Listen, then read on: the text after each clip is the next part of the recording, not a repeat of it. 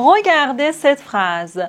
Pour parler comme un Français ou comme une Française, il faut vivre en France. Moi aussi, je le pensais. Mais en fait, ce n'est pas vrai. Heureusement, il existe des règles simples qui peuvent améliorer notre façon de parler. Et aujourd'hui, dans cette vidéo, je vous explique 24 règles simples et essentielles pour parler français de manière plus naturelle. Vous êtes prêts? C'est parti! Numéro 1. Tu se transformes en T apostrophe. Par exemple, tu es français? T'es français? Tu as quel âge? T'as quel âge? Tu es seul? T'es seul? Numéro 2. On peut supprimer ne dans la négation. Par exemple, je ne sais pas. Je sais pas. Je ne comprends pas. Je comprends pas. Numéro 3. À la place de dire je suis, on peut dire je suis. Je suis, par exemple, je suis d'accord. Je suis d'accord. Je suis professeur. Je suis professeur. Mais aussi, à la place de dire je sais, on peut dire sais. Par exemple, je ne sais pas, je sais pas, je sais pas. Qu'est-ce qu'on fait aujourd'hui? Je sais pas, c'est-à-dire je ne sais pas. Je sais pas. Numéro 4. À l'oral, c'est mieux d'utiliser on à la place de nous. Par exemple, nous ne savons pas, on ne sait pas ou bien on ne sait pas. Nous y allons, on y va. Vous voyez, c'est plus court et plus facile à utiliser. Numéro 5. À la place de dire oui, on peut dire ouais. Ouais, mais attention, ce mot est très familier.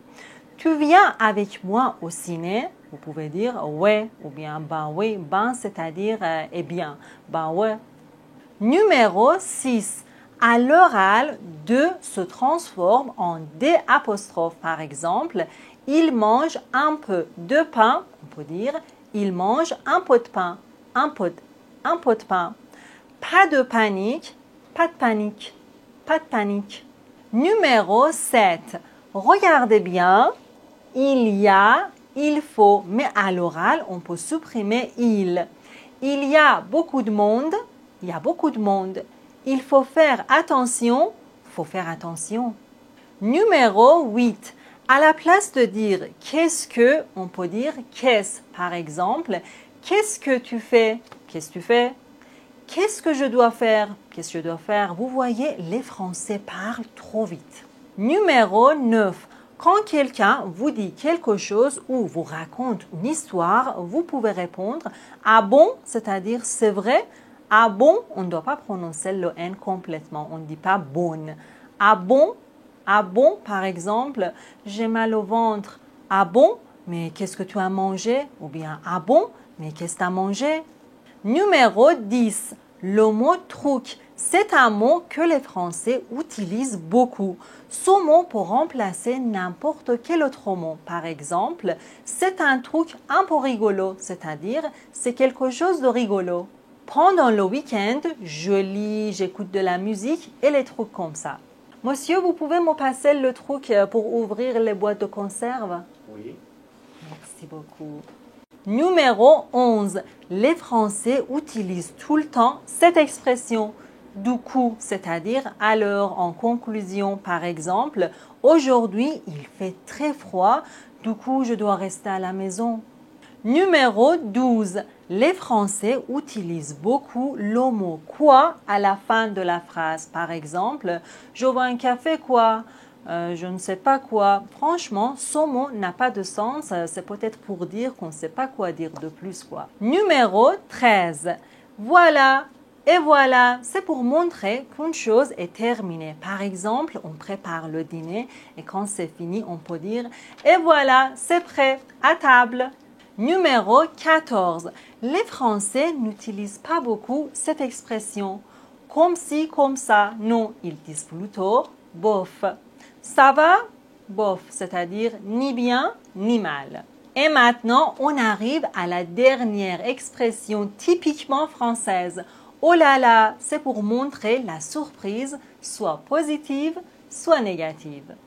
Par exemple, oh là là, quelle bonne nouvelle, c'est formidable. Ou bien, oh là là, quelle catastrophe. Les Français disent ré au lieu de dire ré. Mais non, je n'entends pas le son ré. Ce qu'ils prononcent est un son entre ré et ré, comme ça. C'est un peu comme faire des gargarismes. Monsieur, vous pouvez me donner un verre d'eau, s'il vous plaît? Oui, bien sûr. Merci. Alors, regardez bien. Et maintenant, sans eau. Donc, on ne doit pas dire regarder. Non, on doit dire regarder. Mardi, rectangulaire. Vous pouvez pratiquer comme ça. Ré, ra, ri. Bré, bra, bri. Une autre fois. Ré, ra, ri. Bré, bra, bri. Et maintenant, deux remarques très importantes. Numéro 1, quand la lettre R vient après les lettres T, C, P, on entend plutôt le son ré. Par exemple, très, trop, 30, travail. Vous voyez, on entend le son ré. Très, trop, 30, travail. Et maintenant, CR, comme par exemple crayon, cri, on entend le son ré. Crayon, cri. Et enfin, après le P, comme par exemple prêt, premier. Présentez-vous s'il vous plaît. Vous voyez, on entend le son ré. Voici la deuxième remarque. Quand on a ER à la fin des mots, on ne prononce pas le R, comme par exemple parler, on ne dit pas parler, non. Travailler, on ne dit pas travailler, non. Parler, travailler. Mais en fait, il y a quelques exceptions, comme par exemple la mère. Ici, on doit prononcer le R. Ou bien cher, la mère, cher. Mais dans la plupart des cas, on ne prononce pas le R quand on a ER à la fin des mots. Mais attention, regardez ce mot.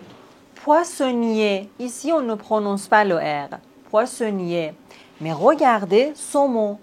Poissonnière. Ici, on doit prononcer le R parce qu'il y a un E après le R. Poissonnier, poissonnière. Ouvrier, ouvrière. Boulanger, boulangère. Regardez bien, voici un de vos messages. Parissa, j'ai des difficultés avec le français. Les Français écrivent certaines lettres, mais ils ne les prononcent pas. Mais pourquoi? Est-ce qu'il y a des règles? Et voici la réponse. Franchement, je ne sais pas pourquoi, mais j'ai une bonne nouvelle. Il existe des règles et je vous explique très simplement. En général, il y a 4 règles pour ne pas prononcer les lettres. Voici la première. On ne prononce pas le E final. Par exemple, le verbe, on ne dit pas le verbe, non. Le verbe, le téléphone, la rue, bienvenue. Vous voyez, on ne prononce pas le E final. Mais attention, quand le E porte un accent, il faut le prononcer. Par exemple, chante. Ici, on ne doit pas prononcer le E final. Et maintenant, chanter. Ici, on doit prononcer le E accent aigu. Chante, chanter. Une autre remarque, on doit prononcer le E final des articles et des mots courts. Par exemple, je, le, que, de, ce, ne. On arrive à la deuxième règle. On ne prononce pas le S et le X pluriel. Nous, vous, il pour les pronoms personnels. Un chien, des chiens. Un téléphone, des téléphones. On ne doit pas prononcer le S pluriel. Et pour le X pluriel, on a par exemple les cheveux, les gâteaux. On ne doit pas prononcer le X pluriel. Attention, dans la conjugaison des verbes, on ne doit pas prononcer E, N, T. Il parle, il parle. Elle chante. Elle chante. C'est vraiment bizarre, non? Voici la troisième règle. En général, ces consonnes ne se prononcent pas. B comme plomb. On ne doit pas dire plombe, non. Plomb. C comme blanc. Bon. On ne doit pas prononcer C final. Blanc. Bon. D comme le nid. Froid. F comme le nerf. Le cerf. P comme beaucoup. Trop. On ne doit pas prononcer P final. S comme le bras. Le repas. On ne doit pas prononcer S final. T comme le concert. Le dessert. X comme le choix. Ou bien de. Z comme chez. Le nez. Voici la quatrième et la dernière règle. Dans la langue française, on ne prononce pas le H comme si ça n'existait pas du tout. Homme, hôpital, hôtel, véhicule. Vous voyez, on ne dit pas home, on ne prononce pas le H. On doit dire homme, hôtel, hôpital, véhicule. J'ai essayé de vous expliquer les règles générales de la prononciation des lettres muettes. Mais en fait, il y a des exceptions et la seule chose qui peut nous aider, c'est la pratique, la pratique, la pratique. On place le tréma, c'est-à-dire 2 points, sur les lettres E, I, U. Il indique qu'on doit prononcer ces lettres séparément. Regardez bien, c'est le mot mais. AI se prononce et dans la langue française. Mais dans ce mot, il y a le tréma sur le I. Donc, on doit prononcer le A et le I séparément. Maïs, maïs. Mais, maïs. Voici un autre exemple. Cocaïne.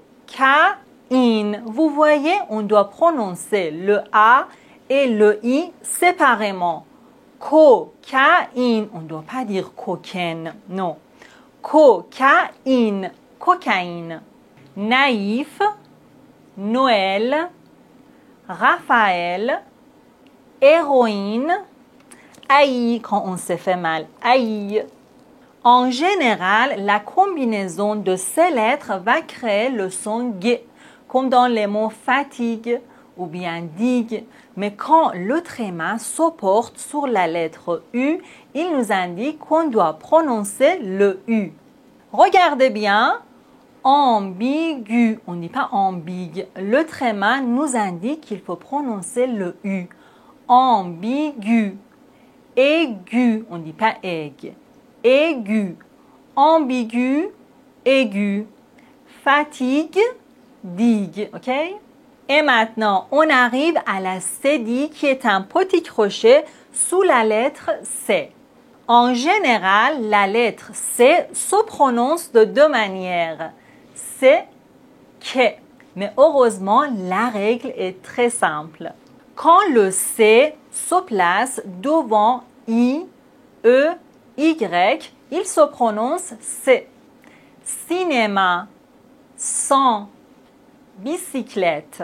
Mais dans d'autres cas, cette lettre se prononce que, comme par exemple la casserole, la cravate, les clés. Vous voyez, après le C, on n'a pas le E, le I, le Y. Donc, ça se prononce que.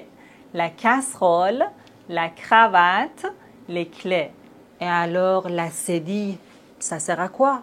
La cédille nous indique qu'il faut toujours prononcer cette lettre C. Regardez bien. K. Et maintenant, avec cédille, ça. K. Ça. Français. Garçon. Façade. Déçu. Mais s'il n'y a pas de cédille, on doit les prononcer comme ça. Franquet. Garcon. Facade. Décu, Mais on a la cédille, donc on doit dire français, garçon, façade, déçu. Benoît est un garçon comme toi. C'est O se prononce so, garçon. CO se prononce co, comme. Benoît est un garçon comme toi. J'en veux plus, j'en veux plus. Plus, plus, plus. 3 modèles de prononciation pour un seul mot. En général, on emploie le mot plus dans 6 situations. Et maintenant, on va voir la première. On emploie le mot plus dans les mathématiques. 1 plus 2 égale 3. 11 plus 20 égale 31. Vous voyez ici, on doit prononcer le S, plus. 1 plus 2. 11 plus 20. Mais attention, s'il y a une voyelle après le mot plus, on doit faire la liaison quand on parle rapidement. 2 plus 1 égale 3. 9 plus 11 égale 20. Ici, on doit faire la liaison et le S se prononce Z. 2 plus 1, 9 plus 11.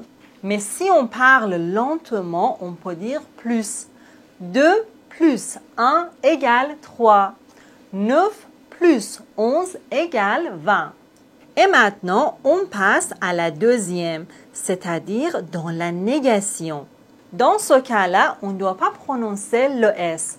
Ne plus. Par exemple, je n'ai plus d'argent. Il n'a plus de voiture. Mais attention, quand il y a une voyelle après le mot plus, on doit faire la liaison et le S se prononce Z. Par exemple, je n'ai plus envie d'y aller. Vous n'êtes plus amis. Je ne suis plus occupé. Vous voyez, on doit faire la liaison même dans la négation. Plus envie, plus amis, plus occupé. On arrive à la troisième situation, quand le mot plus est synonyme de encore ou bien more en anglais. Ici, on doit prononcer le S. Plus, par exemple, tu en veux plus?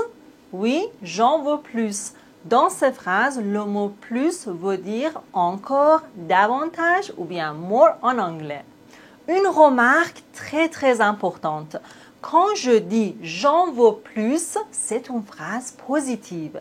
Mais quand je dis j'en veux plus, c'est une phrase négative. À l'oral, on peut supprimer non ou bien n apostrophe. Tu en veux?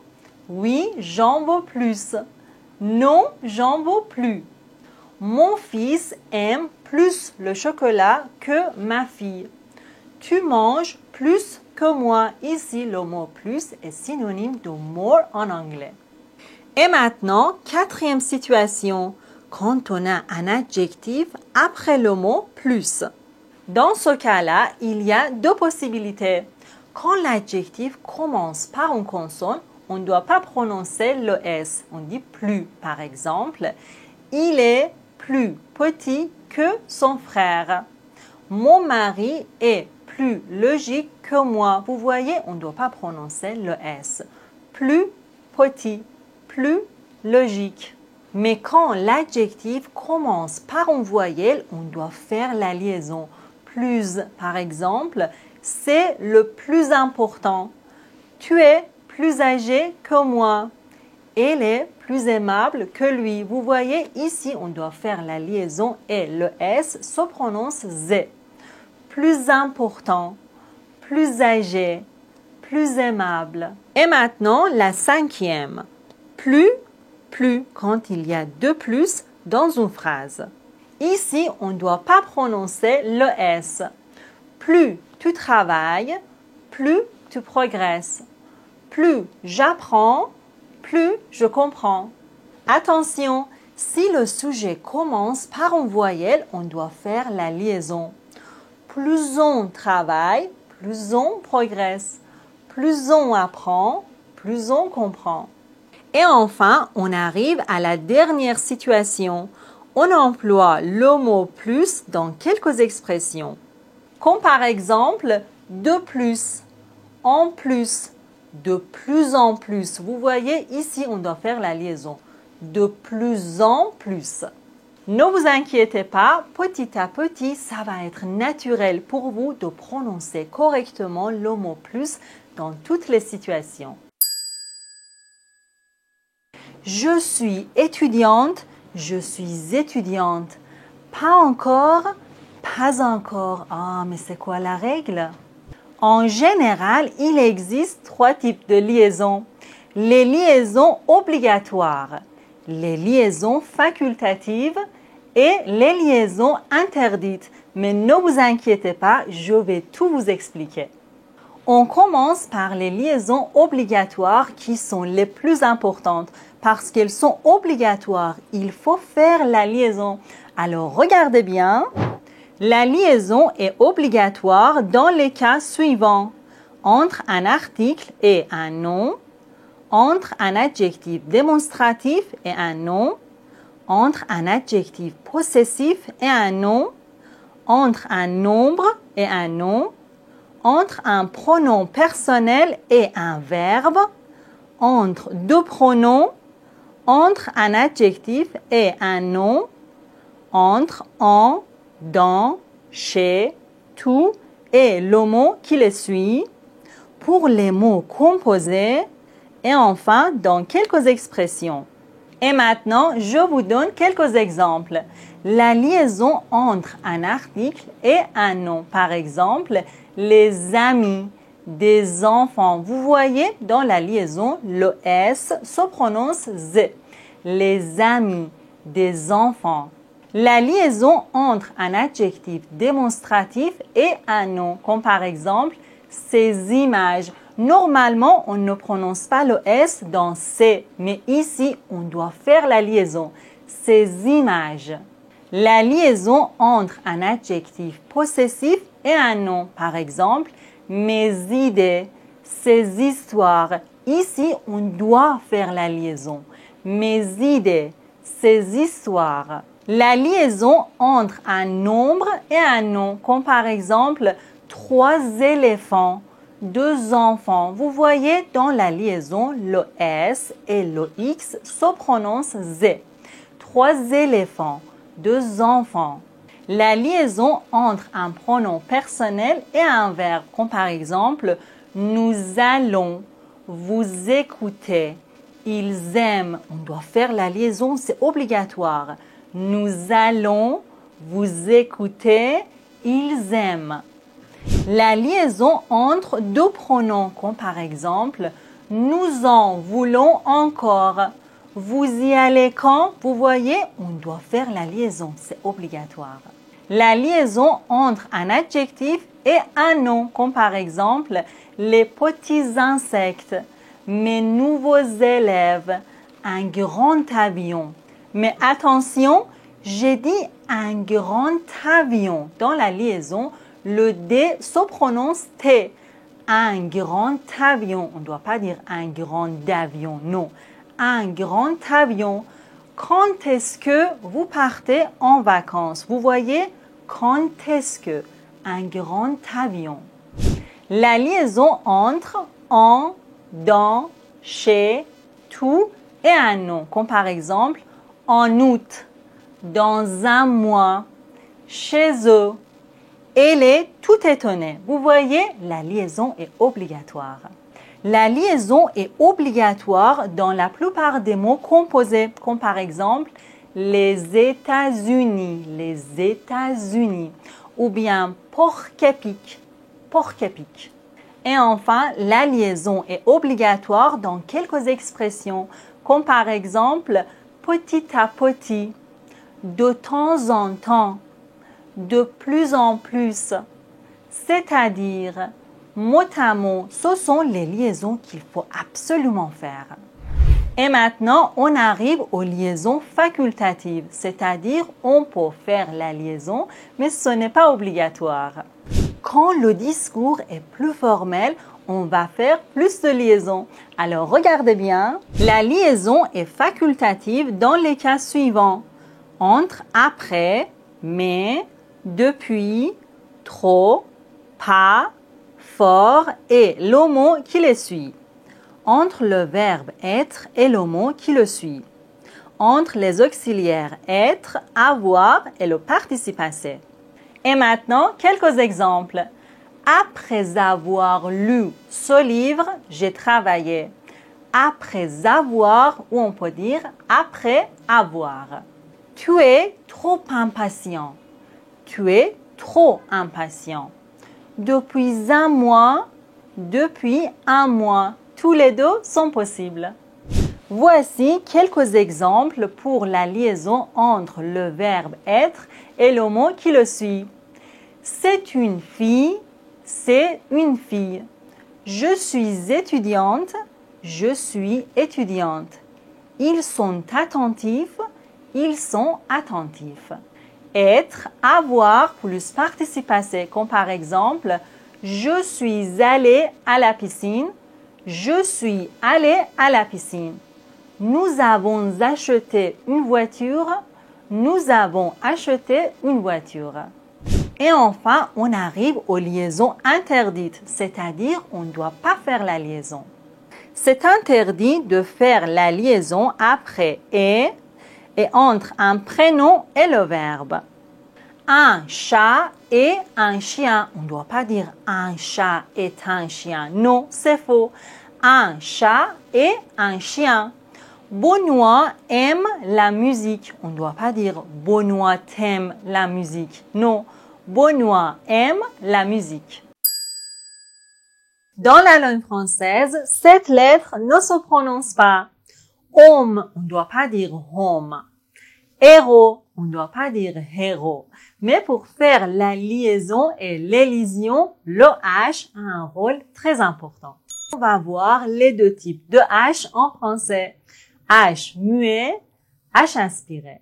Deux types de H, comment ça? Pour mieux comprendre, je vous présente une règle générale.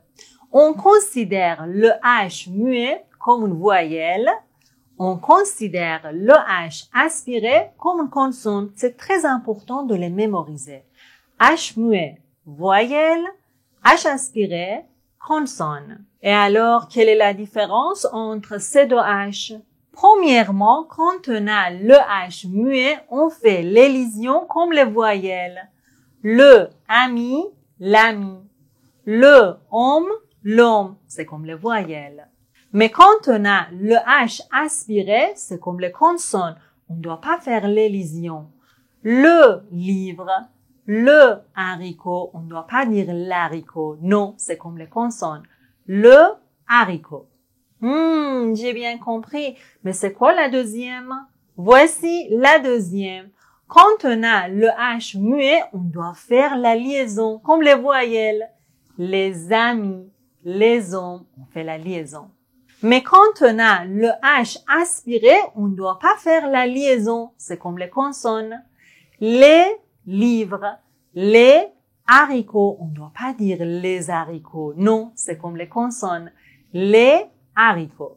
Jusqu'ici, c'est clair, mais comment savoir si un mot commence avec un H muet ou un H aspiré? Malheureusement, il n'y a pas de règle absolue, mais heureusement, je vous ai déjà préparé une liste de mots utilisés qui commencent avec ces deux H. Le H muet, l'heure, l'hôpital, l'homme, l'herbe, l'histoire, l'hiver, l'huile, l'horloge, l'hypothèse, l'habit, l'habitude, l'hirondelle, l'humain, la laine. Le H aspiré, la honte, le hibou, le haricot, le héros, la haine, le hasard, la hauteur, la harpe, la hache, le hamburger, le haut. On ne doit pas dire par exemple en eau. Non, c'est interdit de faire la liaison. En eau. Et dans le dictionnaire, comment savoir si le H est muet ou aspiré? Si le mot est commencé avec le H aspiré, il y a un astérisque avant le H. Mais s'il n'y a pas d'astérisque, c'est le H muet, tout simplement. Oh, j'ai très faim. Je vais acheter du pain. J'ai très faim. Je vais acheter du pain. Oh, pardon, tu as raison. Oh. En général, il existe 3 sortes de voyelles nasales en français, c'est-à-dire les sons qui viennent du nez.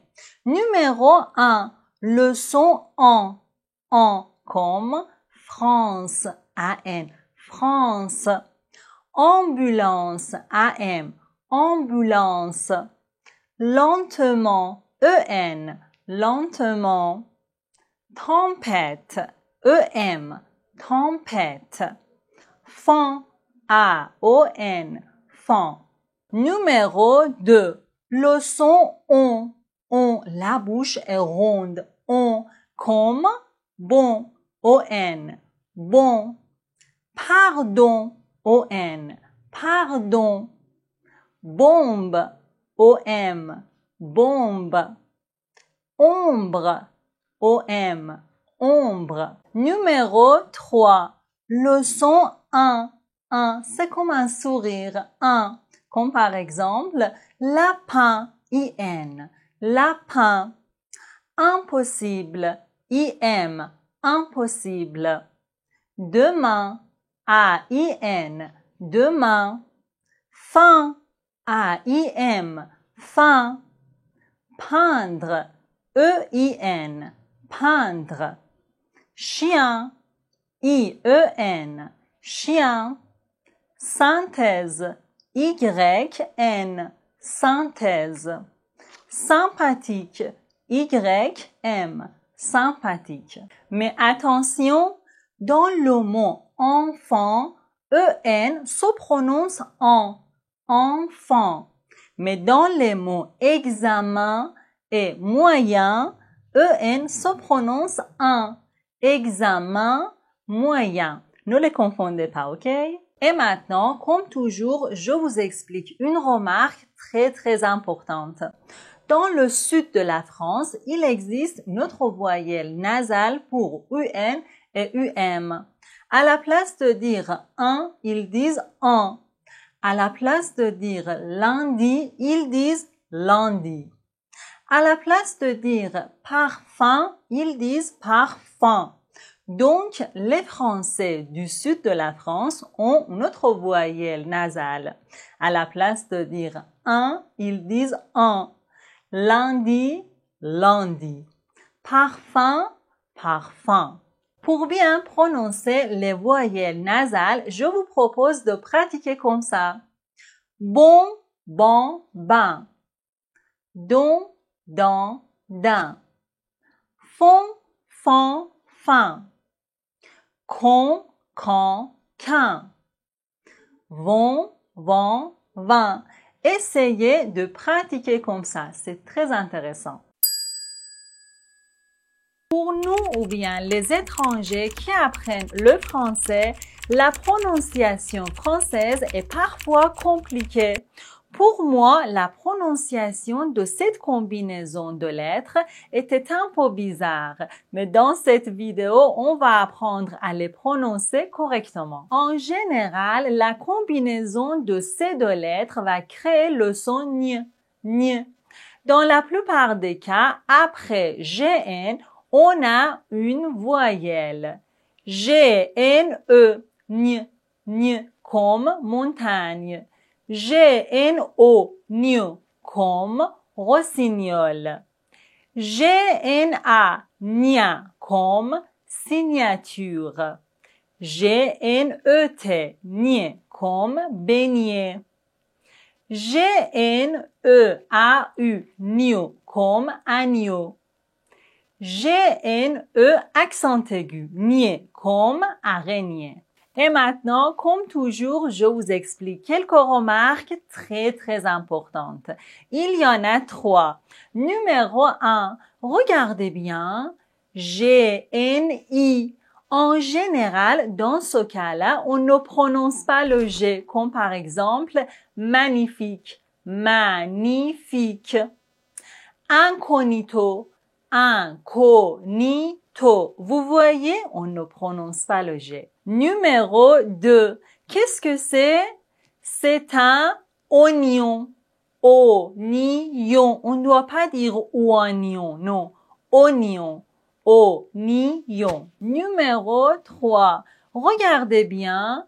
Dans ces mots, GN se prononce GN.